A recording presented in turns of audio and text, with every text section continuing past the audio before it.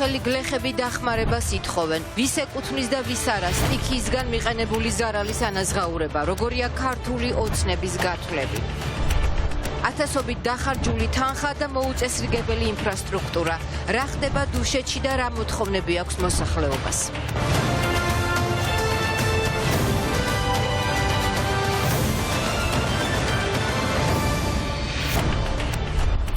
მოგესალმებით ეთერშია მთავარი სამზე, მე ქეთი კვაჯანტირაძე ვარ. კახელი გლეხები დახმარებას ითხოვენ. ყვარელში სოფელ გავაში ყურძნის მოსავლის თითქმის 80% განადგურებულია.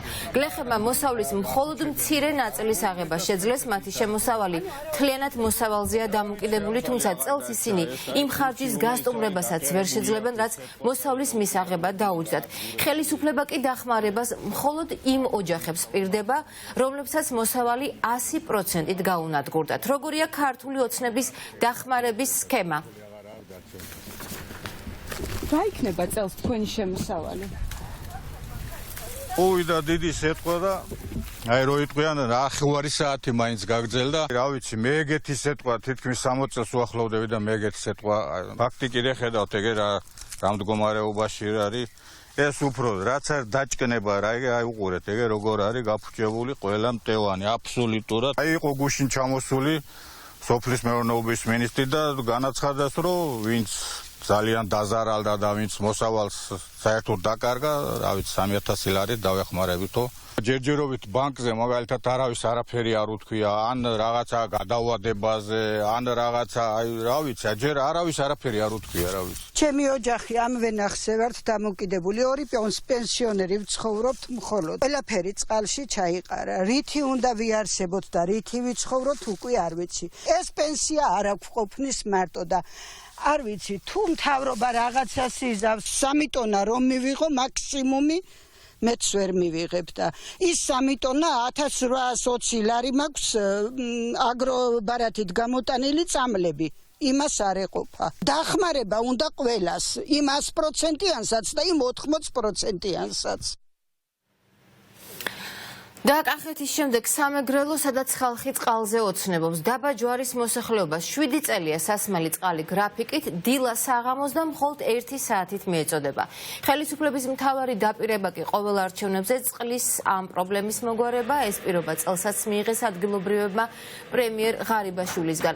15,000-მდე მოსახლე კი ამ დრომდე ელოდება ამ პირობის შესრულებას და თან ისე რომ ამ თემაზე საუბარიც კი აუკრძალეს. ემა გოგოხია შემოგვიერთდება დეტალებით. ქეთი ახლა ჩვენი მყოფებით ქალაქ ჯვარში, რომელიც ოკუპაციის ხაზის სიახლოვეს მდებარეობს. ამ ადგილიდან დაახლოებით კილომეტრ-ნახევარში მდებარეობს ენგურხესის წყალსაცავი, ხოლო დაბა ჯვარისა და ჯვარზენის მოსახლეობა დაახლოებით 15,000-ზე მეტი ადამიანი ცხოვრობს. 7 წელზე მეტია მათ წყალი გრაფიკით მიეწოდებათ. გრაფიკი განისაზღვრება დილით 1 საათით და ხშირ შემთხვევაში საღამოსაც 1 საათით. ხელისუფლება ყოველ წინა საარჩევნოდ მათ ამ პრობლემის მოგვარებას პირდება. 2 დღის წინ პრემიერის სახელმწიფო გუნდის მერა წარდგენისას ინფრასტრუქტურის მინისტრთან ერთად კიდევ ერთხელ მათი გამარჯვების შემთხვევაში მოსახლეობას 24 საათიანი წყალმომარაგების მოგვარებას დაპირდა. მოსახლეობა აცხადებს, რომ ესე იგი პროექტი, რომლის მიხედვითაც ესე იგი ჭაბურღილები უნდა გაკეთებულიყო და 24 საათიანი წყალმომარაგება უნდა ქონოდათ. უკვე 29 მილიონი ლარი დაიხარჯა, თუმცა მათ წყალი მაინც არ აქვთ. გაკეთდა 6-მდე ჭაბურღილი, წყალსადენი მილები ნაწილობრივ იქნა გაყვანილი, თუმცა ჭაბურღილებში წყლის მარაგი არ შეიქმნა და აღმოჩნდა, რომ 29 მილიონი წყალში გადაყრილი თანხა აღმოჩნდა. ახლა აქ გზაში ვდგავართ ხო, ასე გაგვაქვს თავი. ხო და სახში რომ მივალ ხო მინდა წყალი გადავიღო, სად არის? რამდენი ხანი მიწევს ლოდინი აი სათობით რომ მოვიდეს და მოვასწრებთ, არ მოვასწრებთ ოჯახის წევრების სხვა ყავს 5 სული ვართ ერთ ოროთახიან ბინაში. ეს მოსახლეობა უკვე ბოლო არჩევნების განმავლობაში ისმის ერთი და იგივე დაპირებას, რომ მათ ექნებათ უწყვეტი წყლის მომარაგება. პანდემიის პირობებში, როდესაც განუწყვეტლივ საზოგადოებრივ ჯანდაცვა ვაფრთხილებს, რომ ხელი ხშირად უნდა დავიბანოთ, ყველაფერი უნდა გავრეცხოთ, პრაქტიკულად ჯვარის მოსახლეობას წყალი არ აქვს. ჩამოდის პრემიერ-მინისტრი და ეუბნება, რომ იცით თქვენ უწყვეტი წყალმომარაგება გექნებათ. იმასაც კი არ ეუბნება, რომ 3 საათი გექნებათ. მოსახლეობა მიცის, რომ მას ატყუებენ. თუდად ვარ, თუდად, კაცო, ამ წყლის იმედზე რა ვქნათ, ვიყარი, შორიდანაც დადიან. წყალი საერთოდ რა არ არის მაშინ დადიან შორიდანაც რა ხდება.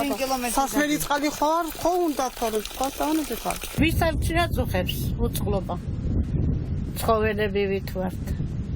რა არის ეს ცხოვრება? ეს 21 საუკუნის შეეფერება ასეთი ცხოვრება? ნინას დაგასვიერ მე მგონი.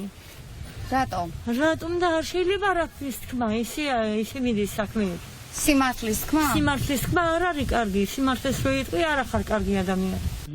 უფლება არ მოქვს კომენტარი გავაკეთოთ თქვენთან ამ საკითხზე. გვაქვს წარმომადგენლობა ზუგდიდში და შეგიძლიათ მათ მიმართოთ. წყალი, რომელსაც მოსახლეობა გრაფიკით იღებს საკვებისთვის და ასევე სასმელად არის უარგისი, ამიტომ მათ გვერდის სოფლიდან უწევთ წყლის სათავსოებით მოტანა, ხოლო ხელისუფლება მათ კვლავ პირდება მომავალ წელს ამ პრობლემის მოგვარებას, თუმცა უცნობია კიდევ ადგილობრივებს რამდენი ხანი მოუწევთ წყლის გარეშე დარჩენა. მადლობა, ეს ემა გოგოხია იყო. სასმელი წყლის გარეშე დარჩენილ სოფელ მიქელწყაროს მცხოვრებლებს ოცნება პოლიტიკური კუთვნილების გამოსჭის. სოფელში, სადაც ბიძინა ივანიშვილის პარტიას არჩევნებზე მოსახლეობის ერთპიროვნული მხარდაჭერა არ აქვს, ადგილობრივებს პირდაპირ ეუბნებიან, რომ პრობლემები იმ პოლიტიკურმა ძალამ უნდა მოაგვაროს, რომელსაც ირჩევენ. არადა სასმელი წყლის მოგვარებისთვის გასულ წელს ხელისუფლებამ ბიუჯეტიდან 100.000 ლარი დახარჯა. კასპის მერიაში კომენტარს არ აკეთებენ, თუმცა პირად საუბრებში ამბობენ, რომ მიქელწყაროში სასმელი წყლის პრობლემა არ დგას და მოსახლეობა ტყუის. აი ეს არნახული წყალი გვაქვს. ვიტამინები რაც არის ყველაფერი შიგაქვს. ჭია, მატლი, რა ვიცი მე, მარილი ყველაფერი არის. გემოვნებით არის ყველაფერი. ასეთ დღეში ვარ, ესე გვიწევს.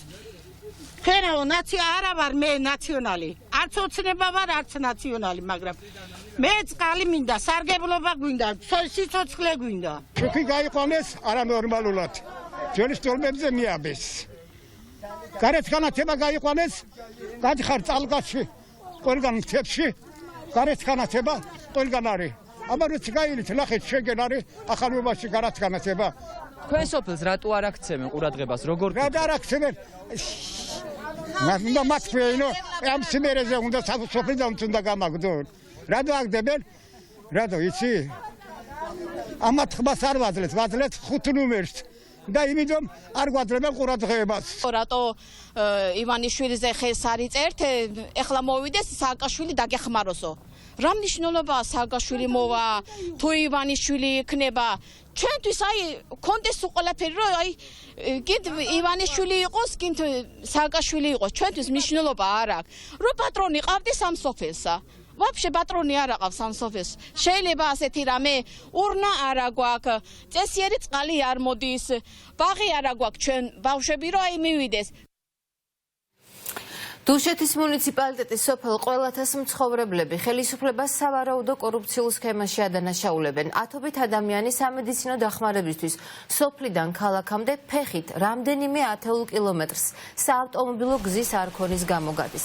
დაუსრულებელია ხიდის მშენებლობაც. ადგილობრივები ელოდებიან დუშეთის მერისგან პასუხს, რატომ არ შეასრულეს პირობა და საწავიდა სახელმწიფო ბიუჯეტიდან გამოყოფილი თანხები. ირაკლი ბახტაძე ჩაგორთვება დუშეთიდან პირდაპირ ეთერში გისმენთ ირაკლი.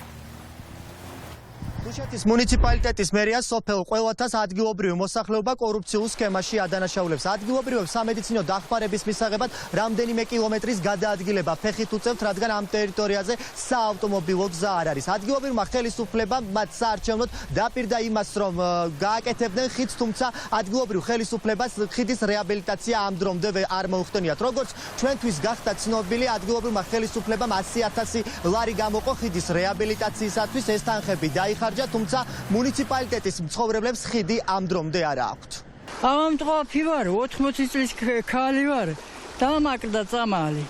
წამოვე მე წამლის მენა რომ ეგ მოვარდა ის იმხელა წყალი რომ დავში აქ იმღამეს მეორე დილით რომ ჩამოწყნადა წყალი მე წამოვედი და წამოვი აი მაგ დღეს შევარ ძალიან უპატრონო სოფიალია ეგ ძალიან აი ახლა გავაკეთეთ აჰა აი დღესაც იგევა აბა რა ვქნათ ჩვენ აბამ ყოფილიყო ოჯახში ვერ გავიყვანოთ გავშუყობ სასკოლე როგორ მივიყვანოთ სკოლაში თუ აქ ხიდი არ გაკეთდა სოფელში სტუმრად მოვიდა ქალი დაიღუპა და უნდა წავიყვანოთ და მივიყვანოთ თავის სამშობლოში მაგრამ ისეთი გამოვიდა ეს წყალი რომ წაგვორთო არსებობდა პროექტი ასევე არსებობდა ხარჯთაღრიცხვა რომლითაც შესაძლებელი იყო ამ ხიდის პროექტის განხორციელება თუმცა გარკვეული მიზეზების გამო რომელსაც მუნიციპალიტეტი თავის მხრიდან ახსნას ვერ უძებნის ამ ყველაფერს არ გაკეთდა ესე რომ ვთქვათ მარტივად ამ ხიდის მშენებლობა არ დაიწყო შესაბამისად მოსახლეობა იგივე პრობლემის წინაშე დგას ვერ ახერხებს სახლში მისვლას პროდუქტის მიტანას ასევე გადაადგილების პრობლემაა საწავიდა ადგილობრივი ბიუჯეტიდან გამოყოფილი თანხები სწორედ ეს არის მთავარი კითხვა მუნიციპალიტეტის მერიის მისამართით თუმცა მერიაში ამ კითხვებს არ პასუხობენ სავარაუდოდ მოქალაქეებს ცივ ზამთარში ისევ სამედიცინო დახმარების მისაღებად რამდენიმე კილომეტრის გავლა ფეხით მოუწევთ მადლობა ეს ირაკლი ბახტაძე იყო COVID-ით სიკვდილიანობის მაჩვენებელი ქვეყანაში მეოთხე დღეა 70-ს აღემატება. ერთ დღეღამეში 76 ადამიანი დავკარგეთ. ინფიცირებულთა რაოდენობა 2669. რთული ვითარებაა COVID კლინიკებში 87 პაციენტი მკურნალობს ქავთარაძის საველე ჰოსპიტალში, სადაც გუშინ პირველი პაციენტი გარდაიცვალა. ექიმის თქმით, COVID ინფიცირებული მამაკაცის გარდაცვალების მიზეზი გულის გაჩერება გახდა ის ვაქცინირებული არ იყო.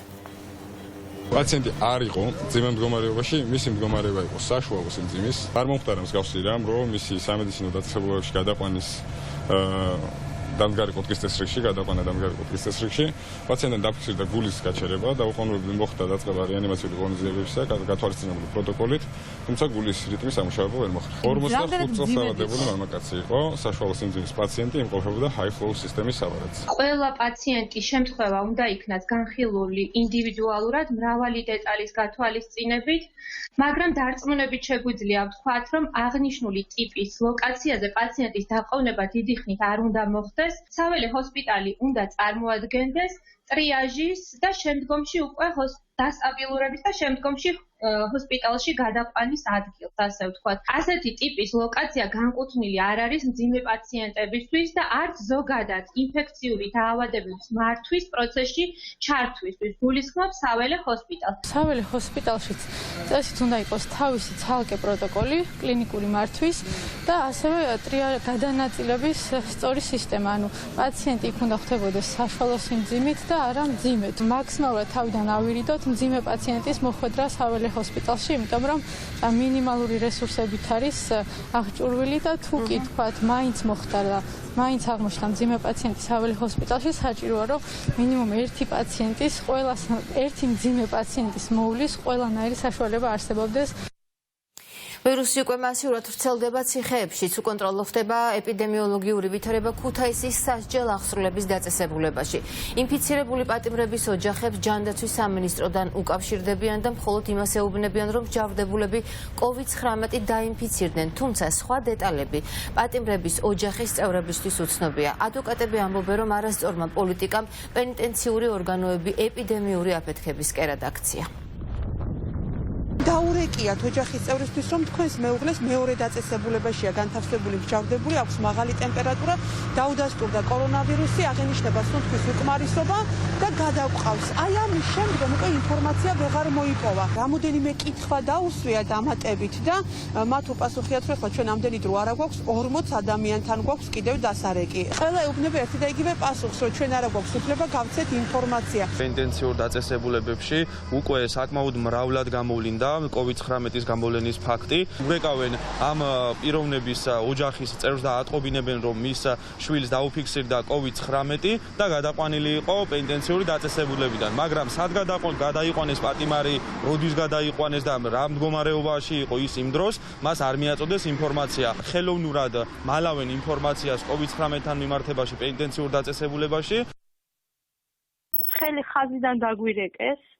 რომ თქვენი ოჯახის წევრსო კოვიდი აქვსო და თუ გაქვთო წვდომა მასთან რომ დაუკავშირდეთო და ჩვენ ვთქვათ რომ ის მჟავდებულია პატიმარია და ვერანაირად ვერ დაუკავშირდებით ხო და კარგია ესე გაგვითიშეს ყველასგან პასუხი უარყოფითი მივიღეთ ანუ უბრალოდ ვითხოვდით პატიმრის მდგომარეობას რა მდგომარეობაში არის ანუ რთულად აქვს ბუქად აქვს იქვე არის საპყრობილეში ან გადაყვანილია სხვაგან არანაირი ინფორმაცია არ გვაქვს ამ ეტაპზე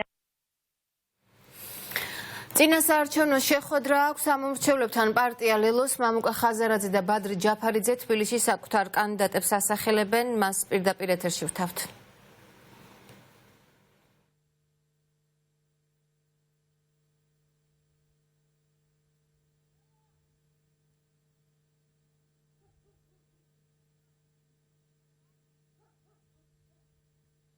მოგესალმებით ლელო საქართველოსთვის აგრძელებს წინასაარჩევნო კამპანიას 2 ოქტომბრის არჩევნები ეს არის გარდამტეხი არჩევნები ჩვენი ქვეყნის მომავლისათვის და 2 ოქტომბრის არჩევნების შედეგად ქართული ოცნება არა მხოლოდ ბევრად დაბლა უნდა დავტოვოთ 53%-იან ზღვარზე არამედ ამ არჩევნების შედეგად ქართული ოცნება დაუყოვნებლივ უნდა ჩამოვაშოროთ ადგილობრივი მმართველობითი ორგანოების ერთპარტიულ მართვას.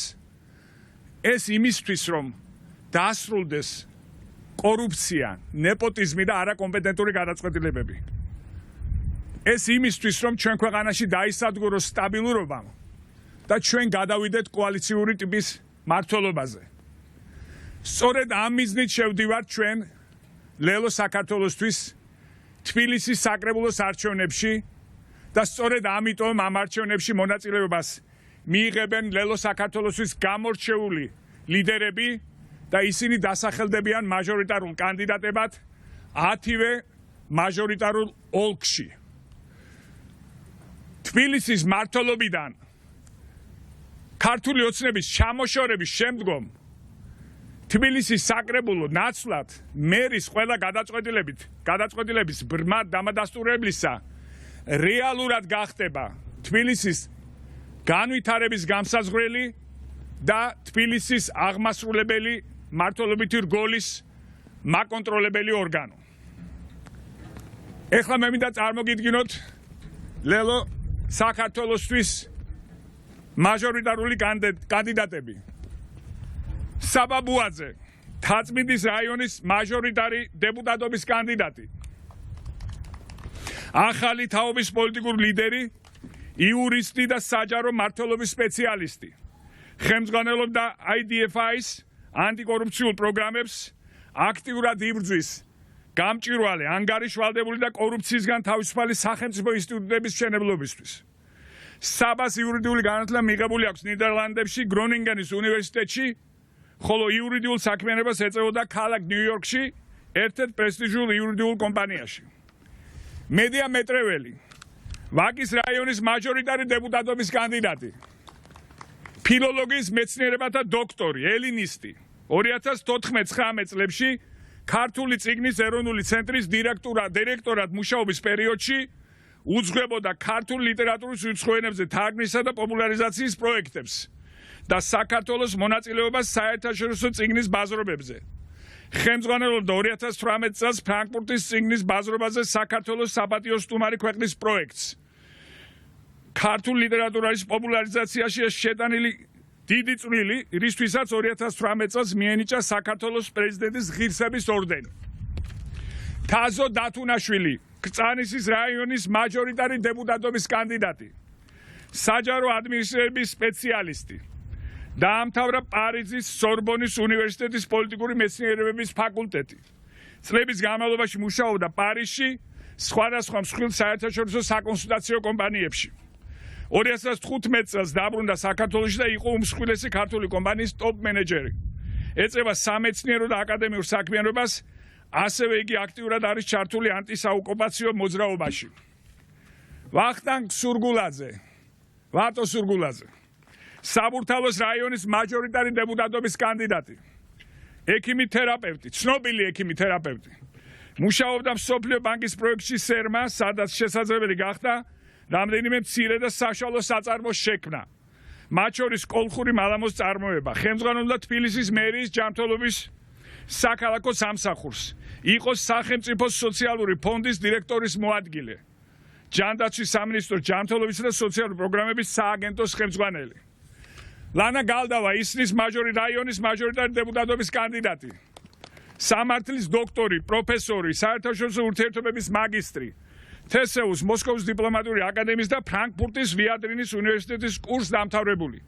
სხვადასხვა დროს იყო მართლმსაჯულების ომბუდსმენი, ანტიკრიზისული საბჭოს ექსპერტი, მაჟორიტარული ბიუროს უფროსი, ძალოვანი უწყებების კურატორი მთავრობის ადმინისტრაციიდან, ციფრული ეკონომიკის ასოციაციის დამფუძნებელი, ასევე სალექციო კურსების, სამეცნიერო სტატიების და პუბლიკაციების ავტორი. ნიკოლოზ ჩერქეზიშვილი, ნაძალადევის რაიონის მაჟორიტარი დეპუტატობის კანდიდატი. პოეტი, სამოქალაქო აქტივისტი, ნიკოლოზი მრავალ წელს განმავლობაში იბრძვის სამართლიანობისა და ადამიანის უფლებებისათვის, მისი დაცვისათვის. არის ეკონომიკის მაგისტრი, აქვს საჯარო სექტორში მენეჯერულ პოზიციებზე მუშაობის 15 წლიანი გამოცდილება, გამოცემული აქვს რამდენიმე პოეტური კრებული, მათ შორის უცხოურ ენებზე, არის არაერთი ლიტერატურული კონკურსის გამარჯვებული და ლაურეატი. დიმიტრი აბაშიძე, დიტო აბაშიძე, დიდუბის რაიონის მაჟორიტარი დეპუტატობის კანდიდატი. ინჟინერი და ეკონომისტი, სერტიფიცირებული მენეჯერი, კერძო სექტორში მუშაობის 15 წლიანი გამოცდილებით. მუშაობდა მაღალ მენეჯერულ პოზიციებზე, რამდენიმე ინოვაციური პროექტის თანაავტორია. შესწავლილი აქვს სასკოლო ფსიქოლოგია, არის ქართულ-ავსტრიული სკოლა ფესვების არაფორმალური განათლების ხელმძღვანელი. გულიკო ზუმბაძე, სამგორის რაიონის მაჟორიტარი დეპუტატობის კანდიდატი, პედაგოგი, ფსიქოლოგიის სპეციალისტი, თბილისის მეოთხე და მეხუთე მოწვევის საკრებულოს დეპუტატი, ფრაქციის თავმჯდომარე, ადამიანის უფლებათა დაცვის და სამოქალაქო ინტეგრაციის კომისიის თავმჯდომარე, განათლებისა და კულტურის კომისიის წევრი, მწერლობისა და ხელოვნების კომაგი. მუშაობდა ეთნიკური უმცირესობების საკითხებზე. 90-იან წლებში დააარსა საზოგადოება სამგორი და დაუღალავად იბრძოდა სამგორელების უფლებებისათვის. კახა ჟღენტი, ჩუღურეთის რაიონის მაჟორიტარი დეპუტატობის კანდიდატი, ბიზნესმენი, ინჟინერი, ლომონოსოვის სახელობის სახელმწიფო უნივერსიტეტის კურსდამთავრებული, საერთაშორისო სამართლის სპეციალისტი, კომპანია Media Technologies თბილისი SEE-ის Global TV-ის დამფუძნებელი, გურამ თავართქილაძის სახელობის უნივერსიტეტის აქციონერი. თამარ ადამია, გდანის რაიონის მაჟორიტარი დეპუტატობის კანდიდატი, პროფესიით აღმოსავლეთმცოდნე, სემიტოლოგი, მოსკოვში ნეიროლინგვისტური პროგრამის კურსდამთავრებული, დამფუძნებელი და სპონსორი არასამთავრობო ორგანიზაციის, რომელიც უზრუნველყოფდა შიშრომი ბავშვების საზღვარგარეთ სხვადასხვა მუსიკალურ კონკურსებსა და ფესტივალებზე მონაწილეობას. დაბადებულია გდანში, ძირფესვიანად იცნობს გდანში არსებულ პრობლემებს, გდანელების წინაშე არსებულ ყველა გამოწვევას, ადამიანი, რომელიც მოდის ახალი პროექტებით და განვითარების გეგმებით. ეს არის ჩვენი გამორჩეული გუნდი, რომელიც იბრძოლებს 10-ვე მაჟორიტარულ ოლქში გამარჯვებისთვის. მე მინდა ვთხოვო თბილისის მერობის კანდიდატს საქართველოსთვის ანა ბიბილაშვილს.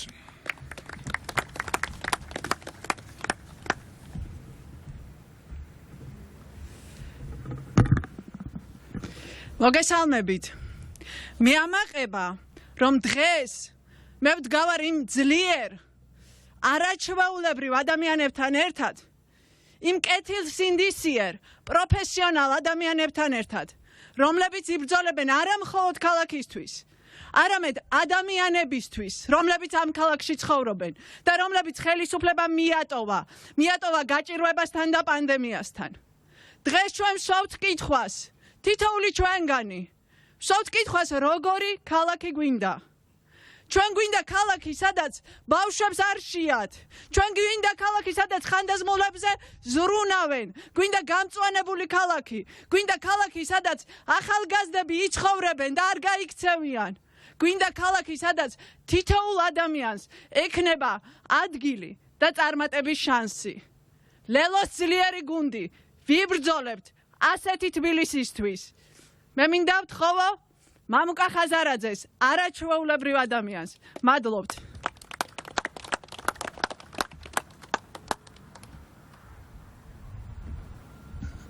მადლობა ანა, მოგესალმებით, მეგობრებო. ჩვენ ქვეყანას, ჩვენ ქალაქს ჭირდება საქმე. ოცნებების დრო წავიდა. თავარია ეხლა მთელი სული და გულით. აი ესეთი გუნდით, ესეთი ახალგაზრდებით, ახალი სახეებით, ადამიანები, რომელმაც იციან საქმე, არიან პროფესიონალები, განათლებულები, სუფთა წარსულით. აი სწორედ ესეთი გუნდი ქმნის განსხვავებას. სწორედ ესეთ გუნდს შეუძლია მიაღწიოს მიზანს. სწორედ ესეთ გუნდს, სწორედ ესეთ ადამიანებს შეუძლიათ უკომპრომისოდ ებრძოლონ იმ გამოწვევებს, იმ მახინჯ გამოწვევებს, რომელიც ჩვენი ქვეყნის ბოლო წლების განმავლობაში განსაკუთრებით დადგა თითოეული მოქალაქის, თითოეული თბილისელის წინაშე. ჩვენ ახალი გააზრება გვაქვს თბილისის, ჩვენ ახალი ხედვა გვაქვს თბილისის. ჩვენ ვიცით როგორი უნდა იყოს ქალაქი. ჩვენ ვიცით როგორი უნდა იყოს ქალაქი, რომელიც იქნება მსოფლიო მნიშვნელობის ქალაქი, რომელიც დაიბრუნებს თავის ფუნქციას, თავის ბუნებრივ ისტორიულ ფუნქციას, რომ იყოს კულტურის, საფესტივალო, საქმიანი ქალაქის, ინვესტიციებისთვის საინტერესო ქალაქის, ინოვაციების და ტექნოლოგიების ქალაქი. აი ესეთი თბილისი გვჭირდება ჩვენ. ჩვენ გვჭირდება თბილისი, სადაც ბავშვები არ იშიმშილებენ. დიახ, ეს არის ერთ-ერთი პირველი ამოცანა ლელოსი და ჩვენ ამას შევასრულებთ. ჩვენ გვინდა ქალაქი, სადაც ჩვენი მოხუცები იქნებიან უზრუნველყოფილები და ამას ჩვენ გავაკეთებთ საჯარო და კერძო ერთობლივი პროექტებით. ეს იქნება ქალაქი, სადაც ყველა ბიზნესმენი, ყველა საქმიანი ადამიანი შეუერთდება იმ წამოწყებებს, რომ ეს ქალაქი იყოს ბედნიერებით სავსე ქალაქი. აი სწორედ ესეთ ქალაქს პირდებით ჩვენ. გინდათ განსხვავება, მაშინ დაუჭირეთ მხარის საქმეს. გინდათ განსხვავება, მაშინ დაუჭირეთ აი ესეთ ძლიერ გუნდს საქმე. მე მინდა ლელოს წარმატებები უსურვო, ლელო აგრძელებს მთელი საქართველოს მასშტაბით წარდგენას თავისი არაჩვეულებრივი ლიდერების, კიდევ ვიმეორებ, ახალი სახეების და არა მარტო ახალგაზრდა სახეების, იმიტომ რომ ჩვენ ვეძებთ ტალანტებს, რომელსაც გამოვიყვანთ საჯარო და პოლიტიკურ ასპარეზზე. ამ ქვეყანას სჭირდება გადატვირთვა, ამ ქვეყანას სჭირდება აღორძინება და ლელო ამის ავანგარდშია. დიდი მადლობა, წარმატება ჩვენ გუნდს და წარმატება თითოეულ თბილისელს და თითოეულ მოქალაქეს. მაშასე პარტია ლელომ თბილისის 10 მაჟორიტარულ ოლქში საკუთარი კანდიდატები წარადგინა. ასეთი იყო ახალი ამბები ამ დროისთვის. მთავარი პირდაპირ ეთერში 6 საათზე დაბრუნდება დროებით.